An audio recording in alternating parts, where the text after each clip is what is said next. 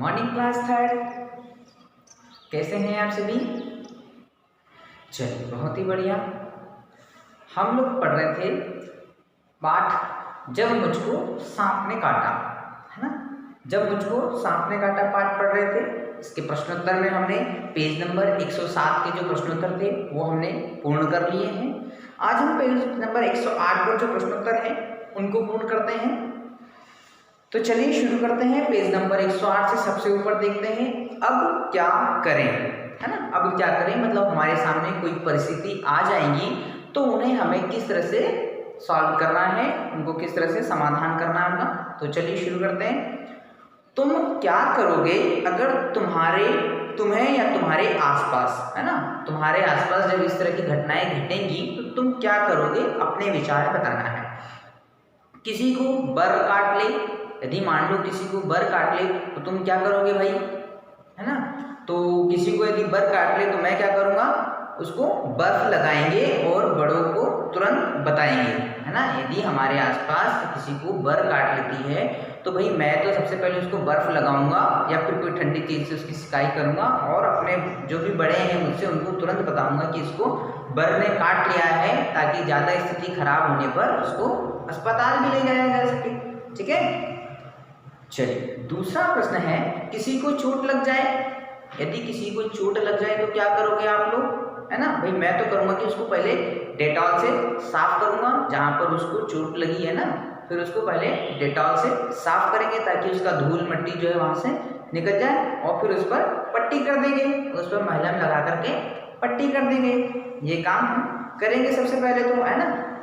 यदि किसी को चोट लग जाती है तो उसको डेटॉल से साफ करके पट्टी लगा देंगे, पट्टी करेंगे उसकी। ठीक है। चलिए तीसरा प्रश्न है हमारा, किसी की आंख में कुछ पड़ जाए, यदि किसी की आंख में कुछ पड़ जाए, कचरा घुस जाए तो क्या करेंगे भाई, है ना।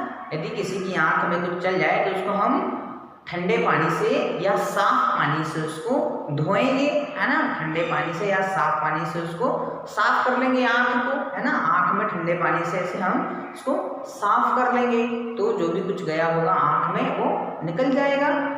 ठीक है। चलिए अब है चौथा, किसी की नाक से खून बहने लगे, है ना। बहुत बार होता है ना कि गर्मी के दिनों में किसी की नाक से खून बहने लग जाता है अचानक ही, तो क्या करेंगे, सबसे पहले अगर किसी की नाक से खून बहने लग जाए तो उसको हम सीधा लिटा देंगे, है ना। सीधा लिटा करके नाक पर ठंडी रुमाल रख देंगे, है ना। उसको पहले हम ऐसे सीधा लिटा देंगे और उसकी नाक जहाँ से खून निकल रहा है ना तो उसकी नाक के ऊपर ऐसा ठंडा रुमाल रख देंगे ताकि उसके जो है खून निकलना बंद हो जाए। ठीक है। कक्षा में इन पर बातचीत करो, हो सके तो किसी नर्स या डॉक्टर को कक्षा में आमंत्रित करके बात करो। चलिए इन 4 प्रश्नों के उत्तर लिखने के बाद इनको हम कॉपी में लिख लेते हैं, फिर उसके नीचे आते हैं, है ना। जरा सोचो तो, अगला सवाल क्या है, जरा सोचो तो, नारियल के खोल जैसी कौन कौन चीज़ों में सांप छिप सकता था। जैसे सांप जो था वो नारियल में छिपा था, नारियल की खोल में, नारियल की कट्टी में जाकर के छिप गया था। तो बताओ अब नारियल के अलावा सांप और कहाँ कहाँ छिप सकता है, सोचो जरा। तो सांप छिप सकता है भाई, खाली डिब्बा जो होता है, खाली डिब्बे में भी सांप घुस सकता है। खाली मटका पड़ा रहता है ना तो मटके में भी सांप छिप सकता है ना। कई बार जो खाली टायर होते हैं, टायर पड़े रहते हैं घरों में, वहाँ पर भी सांप घुस सकता है ना।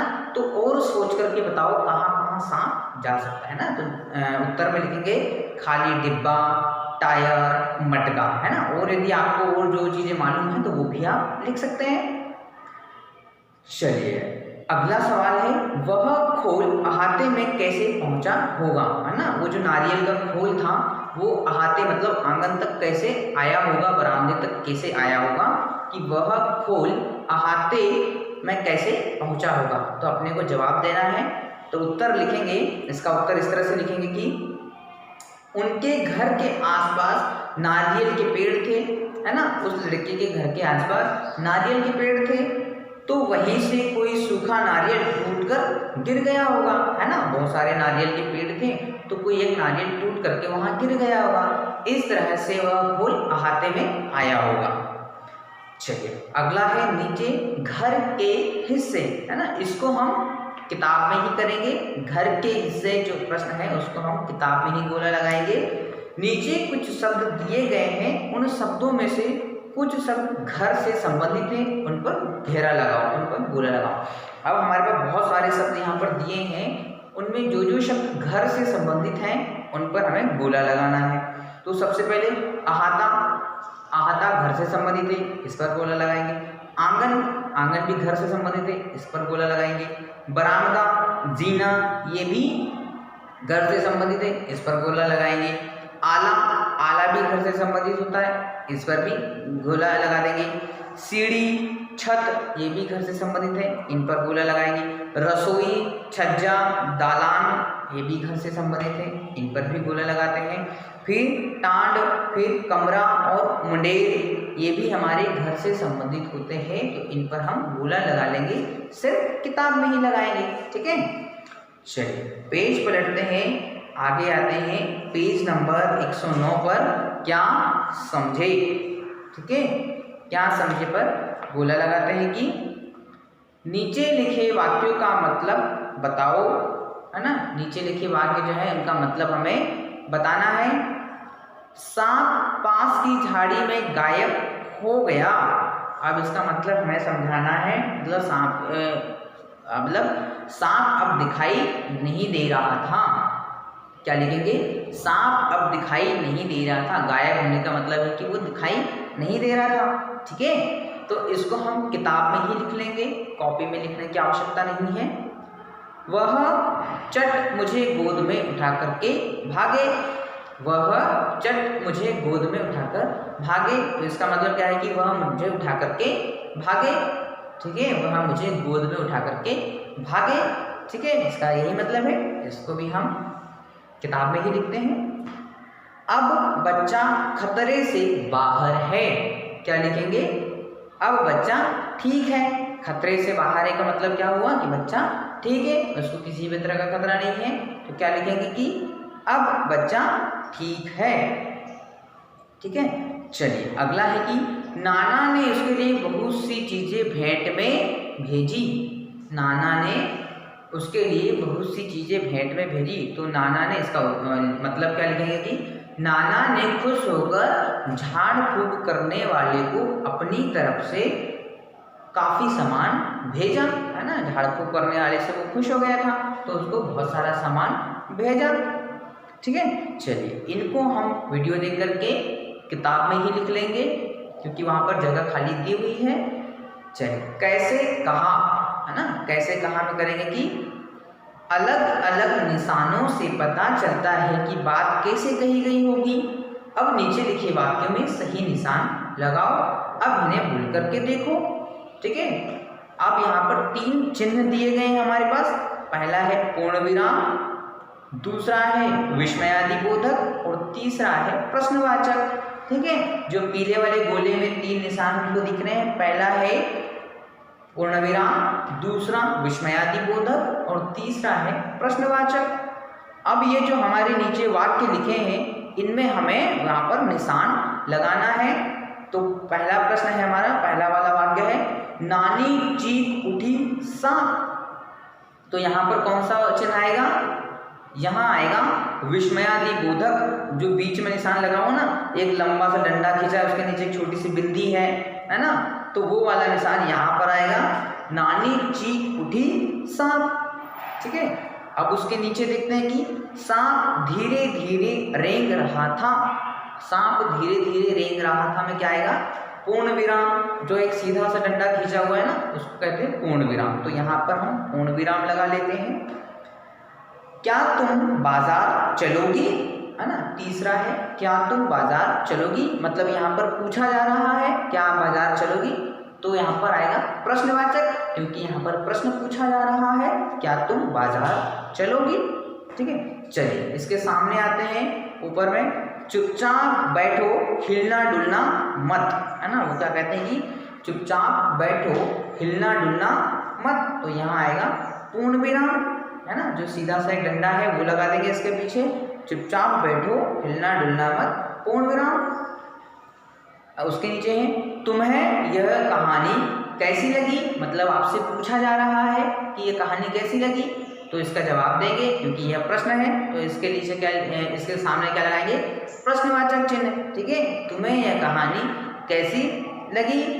चलिए उसके नीचे है कि आहा कितनी मीठी है ना, आहा कितनी मीठी है, तो क्या लगाएंगे, आहा के बाद में विस्मयादिबोधक। ठीक है, आहा के बाद में विस्मयादिबोधक और कितनी मीठी है के बाद में पूर्ण विराम, है के बाद पूर्ण विराम लगाएंगे और आहा के बाद विस्मयादिबोधक चिन्ह लगाएंगे।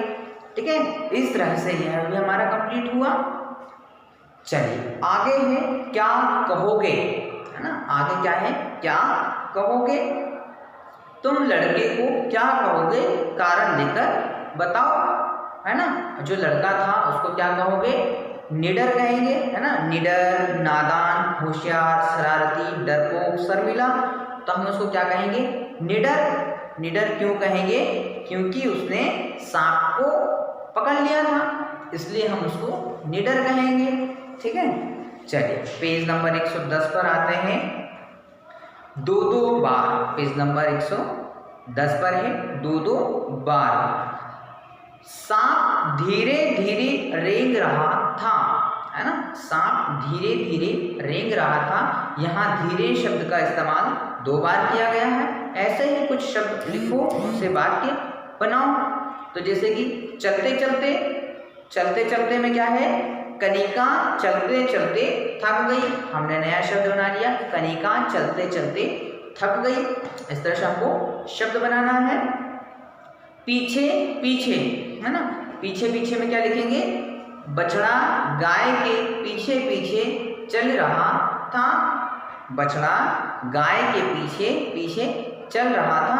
अब नीचे 3 जगह खाली दी गई है, तो यहाँ आप अपने मन से भी कोई शब्द लिख सकते हैं और उनका वाक्यों में प्रयोग कर सकते हैं। जैसे कि उदाहरण के लिए मैं देता हूँ कुछ शब्द आपको, उछल उछल, सुबह सुबह, आगे आगे, है ना। अब आप वीडियो देख करके इनके वाक्यों में प्रयोग लिख सकते हैं, या फिर आप अपने मन से भी कुछ नए शब्द बना करके लिख सकते हैं, है ना। और आपको अपने मन से बना करके लिखना भी चाहिए, है ना, क्योंकि इसमें खुद की प्रैक्टिस भी हो जाएगी। ठीक है, चलिए आगे है भूल भुलैया। अब दादी को, जो नानी है, उसको अपने पोते तक भिजवाना है, इस दादी को उस बच्चे तक भिजवाना है, तो यह तो भैया खुद ही करेंगे, है ना, इसमें मुझे करने की आवश्यकता तो नहीं है, आपको खुद करना है ये। ठीक है, चलिए इस पार्ट को हम यहीं पर कंप्लीट करते हैं, फिर कल से हम अगला चैप्टर पढ़ेंगे, अगली कहानी फिर कोई अच्छी सी है उसको पढ़ेंगे। ठीक है, थैंक यू।